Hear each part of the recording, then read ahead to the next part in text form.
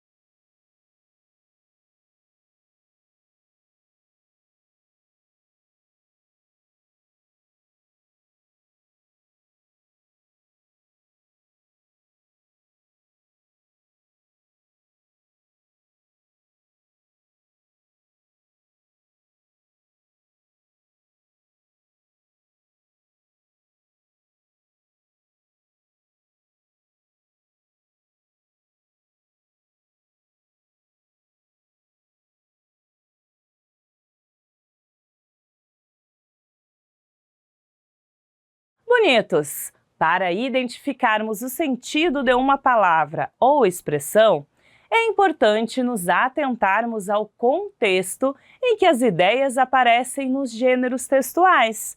O texto exposto apresenta como ideia central a importância da família e dos amigos nas conquistas e realizações pessoais, pois eles são as pessoas que torcem sempre a nosso favor. Assim, estudantes, descartamos as alternativas A e C, uma vez que reprovação e desânimo não se associam, ou seja, não estão ligadas às ideias de apoio desenvolvidas pela autora.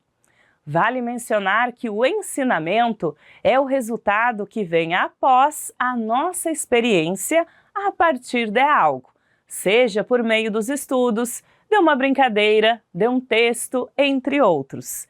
Assim, descartamos a alternativa D, pois a ideia de ensinamento está associada apenas ao contexto de que família e amigos se farão presentes quando precisarmos. É uma espécie de alerta para valorizarmos cada vez mais nossas relações.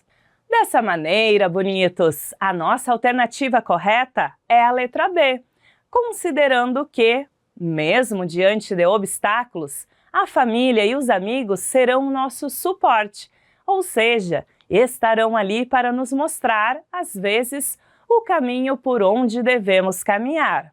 Ei, bonitos, outro lembrete importante do conteúdo que já estudamos para resolver essa questão é: a diferença entre sentido denotativo e conotativo. Vejam, sentido denotativo é o sentido objetivo, real da palavra, geralmente o primeiro do dicionário. Logo, base é aquilo que se utiliza como suporte, sustentação, a base da construção. Já o sentido conotativo é o sentido figurado, aquele que se constrói no contexto do texto, assim como no nosso item. Logo, base no texto lido significa um suporte emocional entre amigos e familiares. Tranquilo, estudantes? Então vamos ao item 2. Temos o seguinte texto, uma tirinha, José obstinado. Observem que no primeiro quadrinho nós temos apenas imagens, assim como no segundo. Vejam que no terceiro quadrinho conseguimos acompanhar a história apenas pela linguagem não verbal. Até que, no último, a mãe diz: "Esse menino é mesmo obstinado, puxou mesmo ao pai, não desiste fácil." Bonitos, o enunciado pede o seguinte: a palavra obstinado indica que o personagem é: letra A, desatento; letra B, rápido; letra C, determinado; ou letra D, desinteressado. Agora é com vocês!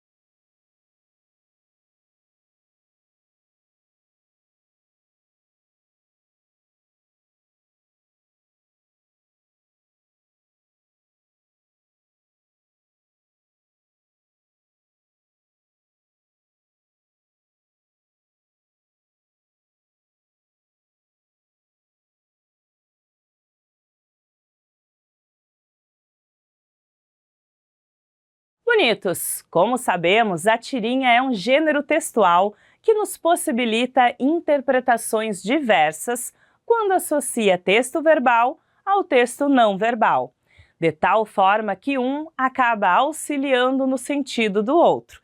Então, anotem esse lembrete. Na linguagem verbal, temos apenas a escrita. Na linguagem não verbal, temos imagens, sons, gestos. E quando mesclamos linguagem verbal e não verbal, temos a linguagem mista. Voltando à nossa tirinha, na situação representada, notamos um personagem que busca montar, sozinho, um carrinho elétrico. Apesar de estar com um manual à sua disposição, o menino apresenta dificuldade para montar o brinquedo, o que atrasa, de certo modo, esse processo de montagem. Logo, descartamos a alternativa B. Além disso, bonitos, mesmo que não entenda por completo o manual, talvez por apresentar uma linguagem um pouco mais técnica e difícil para ele, notamos que o menino mostra uma atitude atenta, como também bastante interesse para alcançar esse objetivo. Por isso, descartamos as alternativas A e D.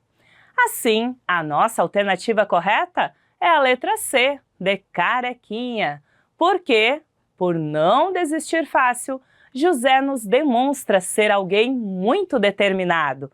Ou seja, até diante de algo difícil para ele, não desiste, tendo puxado, como diz a própria mãe, ao pai. Viram como foi tranquilo até aqui, bonitos? Agora vamos ao nosso terceiro item de hoje. Neste exercício com um poema. Pontinho de vista. Eu sou pequeno, me dizem, e eu fico muito zangado. Tenho de olhar todo mundo com o queixo levantado. Mas se formiga falasse e me visse lá do chão, ia dizer com certeza: minha nossa, que menino grandão! Nosso enunciado pede o seguinte: percebe-se que, no poema, o eu lírico. Letra A é um senhor, letra B é uma criança, letra C é um homem adulto ou letra D é uma formiga. Tempo na tela!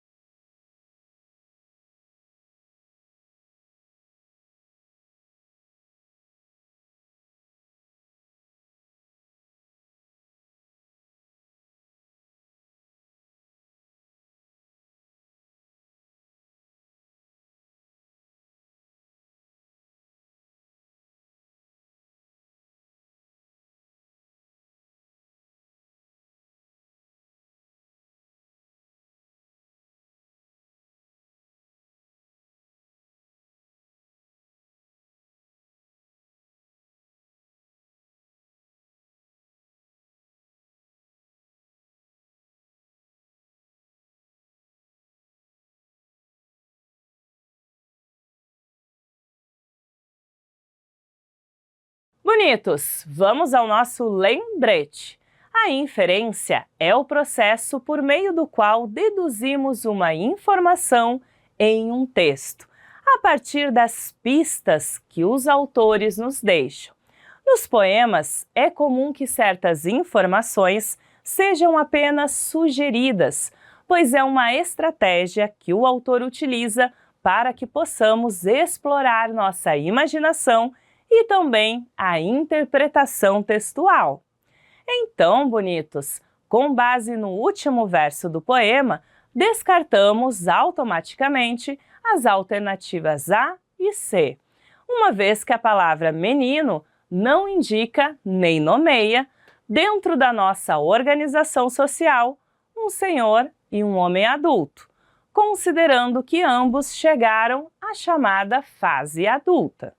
Vale mencionar que a formiga é apenas uma personagem que surge na segunda parte do poema, quando o eu lírico estabelece uma comparação entre as pessoas às quais precisa olhar com o queixo levantado, e o ser que o olha de queixo levantado, chamando-o de menino grandão. Assim, também descartamos a alternativa D.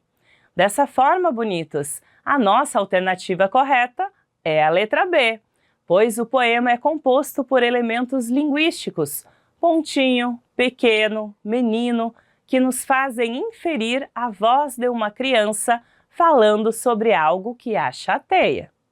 Estudantes, agora que tal fazermos uma pausa rápida para conversarmos sobre o Saeb? Olhem só, no momento da prova é normal sentir um pouco de nervosismo, então quero deixar algumas dicas para vocês se sentirem confiantes. Quando o nervosismo ou o cansaço aparecer, respire fundo, alongue seus braços e confie em tudo que você estudou ao longo deste ano. Vamos fazer juntos? Olha só. Inspira e solta lentamente. Quero que vocês façam 3 vezes.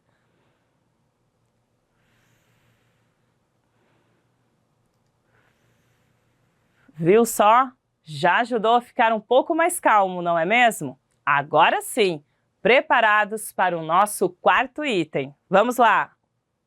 Bonitos, temos uma campanha que tem as seguintes frases. Para bom ser humano, meia palavra basta. Natureza, hashtag basta ser humano para pedir o fim das queimadas.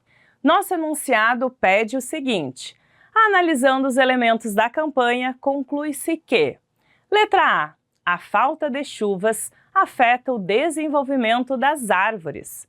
Letra B, as florestas estão sendo queimadas e por isso diminuindo. Letra C, as atitudes do homem têm diminuído as queimadas.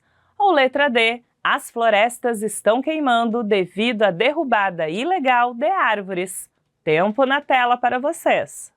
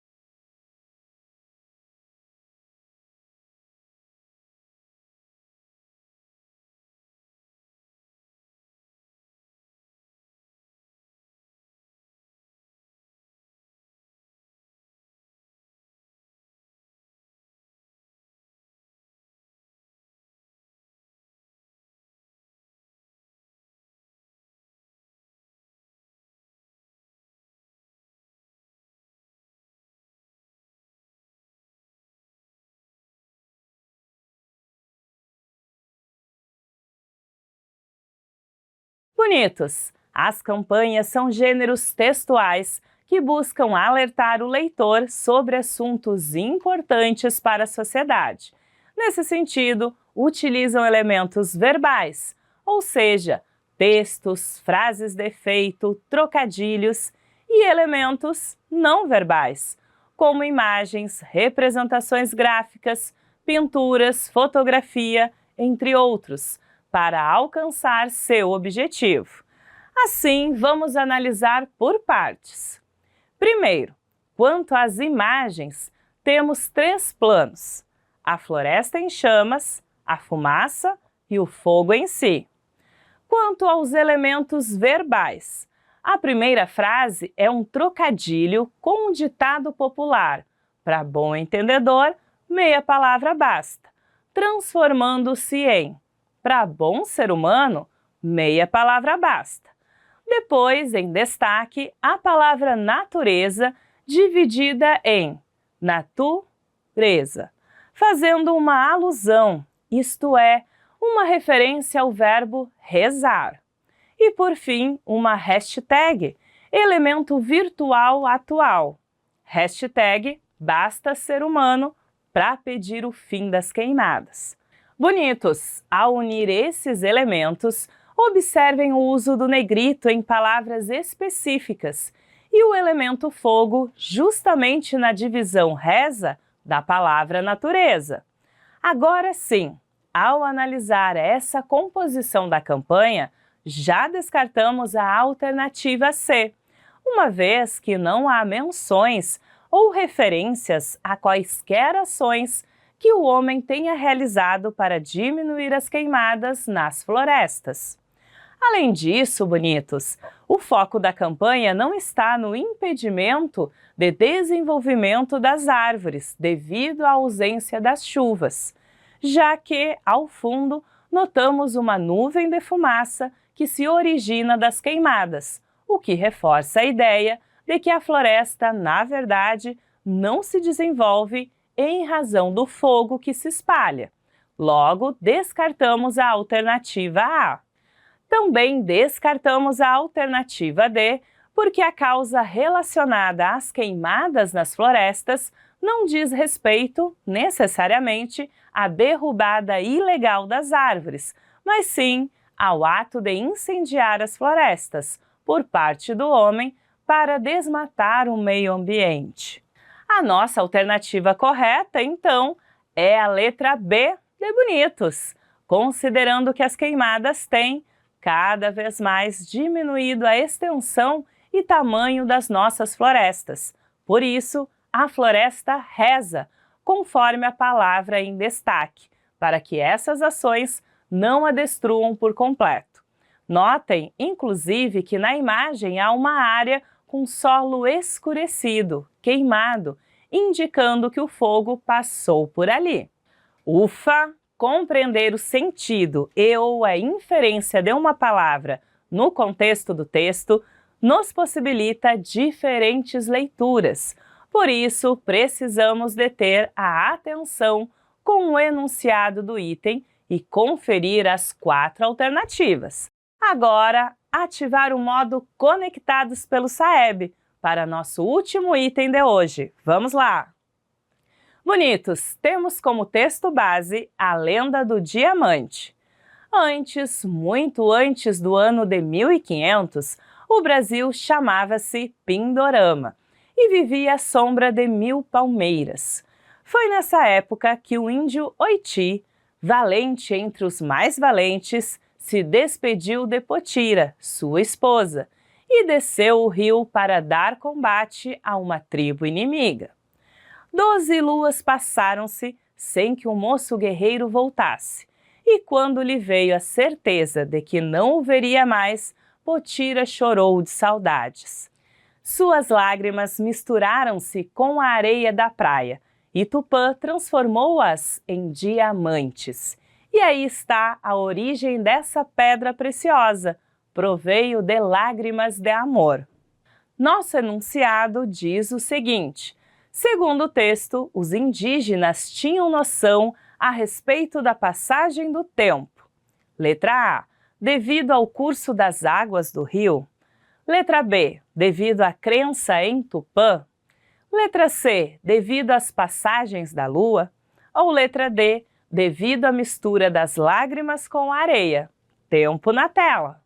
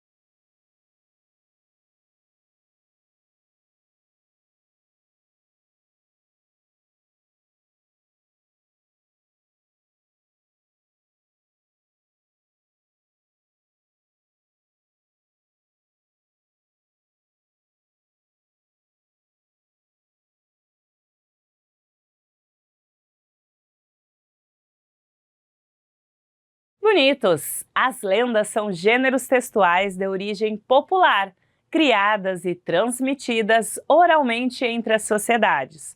No texto, estamos diante da história de um guerreiro indígena que não retorna à sua aldeia depois de longo tempo, o que gera saudade em sua amada Potira, a ponto de fazê-la chorar, e assim as lágrimas dela tornarem-se diamantes. Vale mencionar que desde a partida, Potira espera o retorno de Oiti, desse confronto com uma tribo inimiga. Realizando a análise, notamos que a mistura das lágrimas da moça com a areia é apenas uma consequência do não retorno de Oiti e não demarca um aspecto temporal, ou seja, uma característica temporal na narrativa. Por isso, descartamos a letra D. Além disso, bonitos, o deus Tupã aparece apenas como um personagem que, vendo a tristeza da moça, transforma as lágrimas em diamantes, na intenção de tornar simbólica aquela perda. Ou seja, as lágrimas dela foram transformadas em uma pedra preciosa que simboliza o amor. Sendo assim, também descartamos a alternativa B. Na lenda, o curso das águas do rio pertence ao cenário, já que representa o lugar onde Oiti foi visto pela última vez por Potira. Não indica, portanto, um aspecto temporal na história, o que nos faz descartar a alternativa A. Desse modo, bonitos, a nossa alternativa correta é a letra C, de Carequinha. No terceiro parágrafo, o narrador nos apresenta a informação de que, após a partida de Oiti, passaram-se 12 luas. Essa passagem lunar é o que marca o tempo de ausência do guerreiro. Logo, não havendo resposta, Potira passou a acreditar que não o veria mais. E estudantes, tenho certeza de que vocês se saíram muito bem nos exercícios. E para o conteúdo ser fixado, vamos retomar o conceito principal da aula.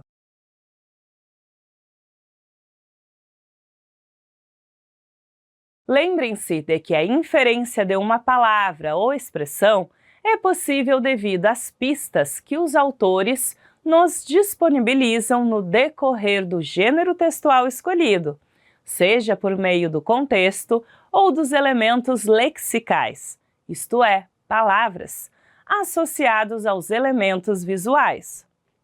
Bonitos, a inferência de uma informação implícita também está relacionada a tudo isso, mas além disso, conta com a nossa capacidade de interpretação textual, pois precisamos nos atentar às informações que estão nas entrelinhas, aquelas que estão colocadas de modo discreto no texto. Espero que vocês tenham aproveitado o encontro de hoje. Nos vemos no próximo Sexto Tempo. Até mais!